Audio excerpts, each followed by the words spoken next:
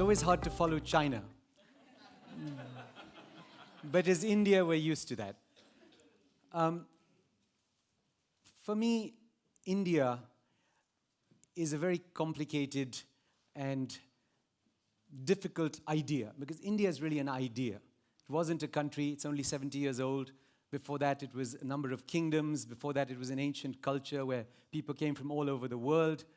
And so, to try and explain India a little bit, I want us to talk about it through three lenses: an economic lens, a social lens, and a human lens.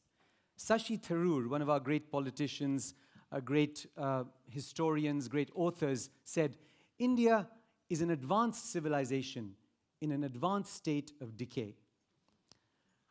And yet, from an economic perspective, McKinsey and the report they did recently, the Business of Fashion Joint Report, has given a wonderful reason why India will find its economic place in the world.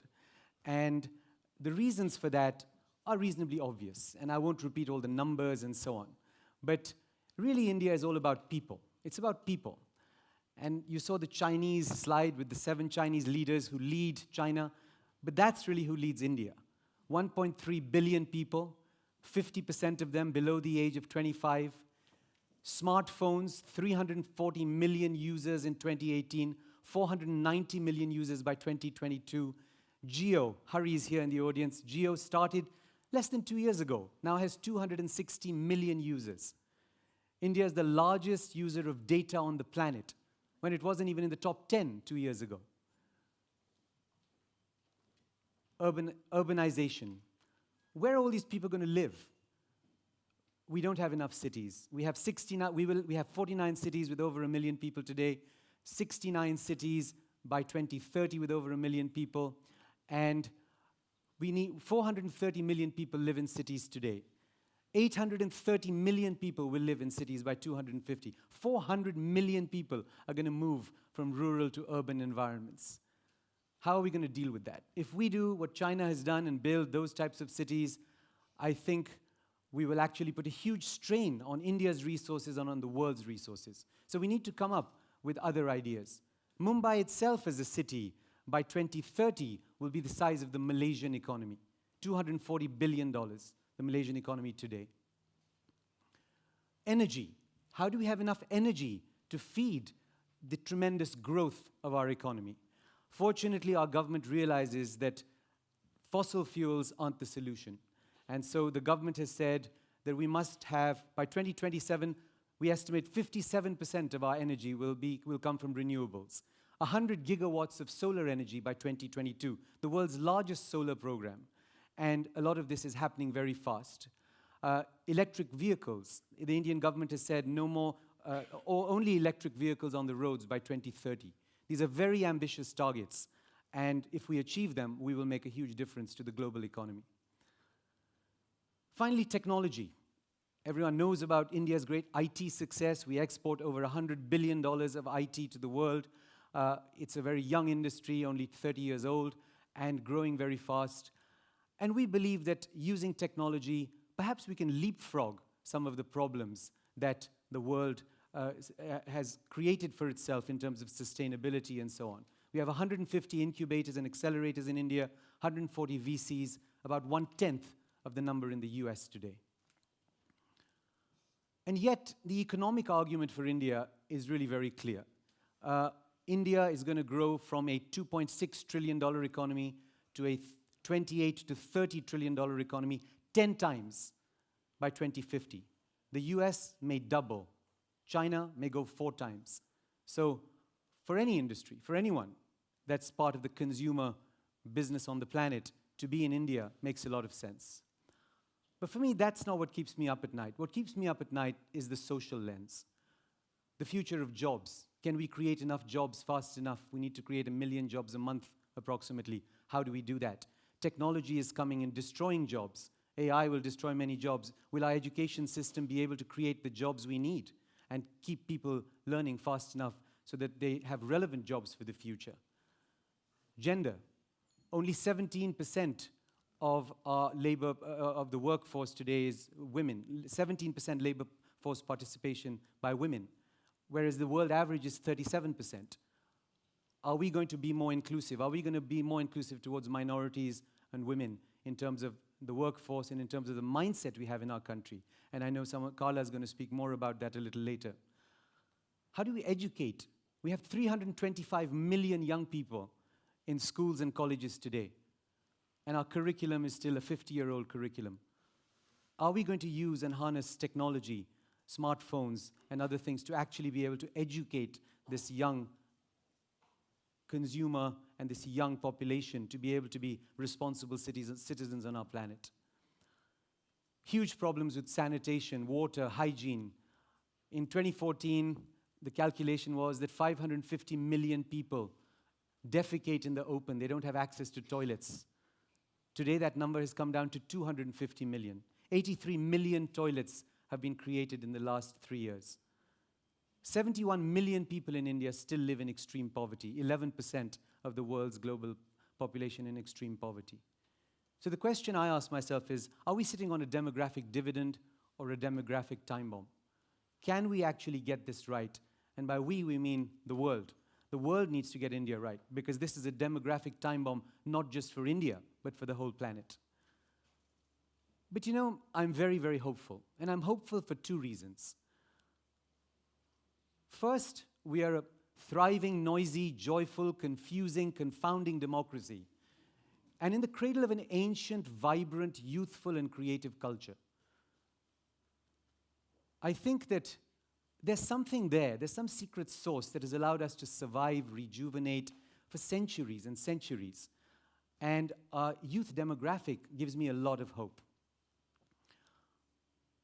Young people are today asking a lot of questions. They're seeking answers. They want a better world. This is the first set of leaders on the in India that have grown up outside colonialism and in an independent India. India has been independent for 70 years now.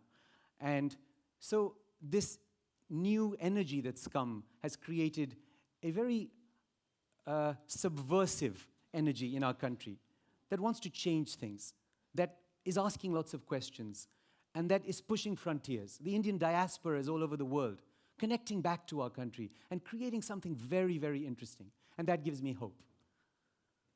But really, what really gives me hope, much more, is that we are a country where the material was always less important than the spiritual. A country where the seeking of the inner truth was more important than the external world. And that ancient culture still exists. People often say to me, we go into villages and towns and everyone looks happy and smiling. What's the reason? We don't get it. We do the same in Brazil, but people are angry and upset. And there's something spiritual that exists. India has been a spiritual laboratory for our country for centuries. And India has welcomed all spiritual experimentation in our country. 3,000 years ago in the Maha Upanishad, someone said, a great sage, he said, Vasudhaiva Kutumbakam, which means the world, the whole world is one family. 3,000 years ago, when someone lived in a forest hut, how did they have that wisdom to understand that the world is one family? It's what we're talking about today. It's what we talked about yesterday. It's a world that we've not curated well. It's a world that we've not looked after well. And yet that wisdom exists in ancient spiritual traditions, not just in India, but around the world. And so for me, the question really is one of leadership. Where will the leadership emerge to lead all of us? And perhaps the leadership is in this room to actually go forward and actually help the world avoid the iceberg that sits ahead of us sitting on the Titanic here. Instead of shuffling deck chairs, how are we going to do this? Mahatma Gandhi, in my opinion, was a modern reflection of this ancient wisdom. And that reflection has reflected itself in many other leaders, from Nelson Mandela, Obama, Mother Teresa, etc. India has been this cradle of a different consciousness of leadership on the planet. And so I decided that when I turned 50, I would devote 50% of my life's energy to hunting down and finding great leaders on the planet and connecting them up together. So with my beautiful wife, Urvashi, our foundation works on that. And we started this journey saying that imagine a world with just 1,000 Mahatma Gandhis. On a planet of 7.3 billion people, why can't we find 1,000 people that have the quality of a Gandhi, a Mandela, and so on? Do they exist? They do exist. Where are they? When we look at global leadership today, if I ask all of you to name 10 great leaders on the planet at that stature, we're going to have trouble. But we need to find them. We are on a burning platform. We need to find great leadership quickly. And I believe great leadership is rooted in tolerance, oneness, a spiritual wisdom that exists in many cultures around the world, but that has found its roots in India for centuries. So we created a foundation 13 years ago to look for young people. We kind of gave up on the older people. We said, let's start with young people, and let's look at what are the roots of great leadership. And we think the roots of great leadership are leadership skills, decisive action, but Hitler had those too, so that's clearly not enough. Ethics, some basic sense of ethics, treat others the way you want to be treated yourself. And most importantly, altruism, looking at the world as one family, looking at the world as our family. And that, my own story, I left India when I was 11, went to France, I had bad asthma, spent a year in France, then my father decided he preferred me speaking English with an English accent, shipped me across the channel, ended up at boarding school in England, then went to college in the US, then lived in Venezuela, Brazil, Argentina, Colombia, went back to business school in the US, did an international studies degree and a business degree, and studied Portuguese, and then my father sent me to Russia. I lived in Russia 25 years, worked throughout Central Asia, North Africa, West Africa, Myanmar, China. So I feel like a global citizen. I've seen the world. And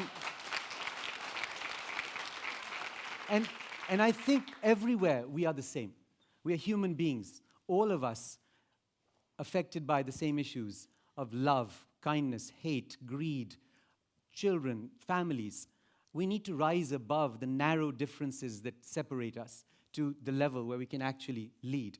Where do we find this young leadership?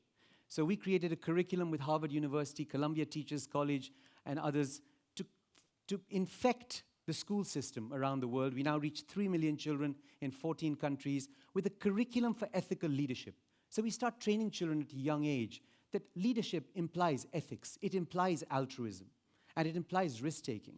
We now select the best young children, and we're working closely with the Indian government. The Indian government has said to us, they love our curriculum, and they've said, we can take it to all schools in India. That's 325 million young people that we could reach. We need technology, we need help. How do we get to 325 million young people from 3 million, which is a pilot project? We work with schools around the world to get young children to engage in social issues, to solve problems using technology, but to work as teams and to think about, not thinking about things in an egoistic way, but in terms of service. In Nepal, after the earthquake, we sent many of our young children to work in Nepal to solve many of the problems there, and to work actually in villages to rebuild the villages. We work with the environment, we work with reforestation of trees in India and other parts of the world. And most importantly, we want to engage with the youth. We work a lot with young people to engage the youth. We organized in India the Global Citizen Festival. We brought Global Citizen from New York to India, and we organized an event with 100,000 young people who came to the event between the ages of 18 and 22. And they came because they did actions for social good, and they helped raise $6.3 billion in commitments to Sustainable Development Goals 4, 5, and 6, education, gender equality, water sanitation, and hygiene. The fashion industry has a huge voice on the planet. It has a huge voice for young people and for older people. And it's very important to use this voice to actually force leadership on the planet. We're on a burning platform. There isn't any time. We can't take our time to do things slowly. We have very little time. We need to use our voice for change as fast as we can. And Gandhiji said, the world has given us enough for our needs, but not enough for our greed.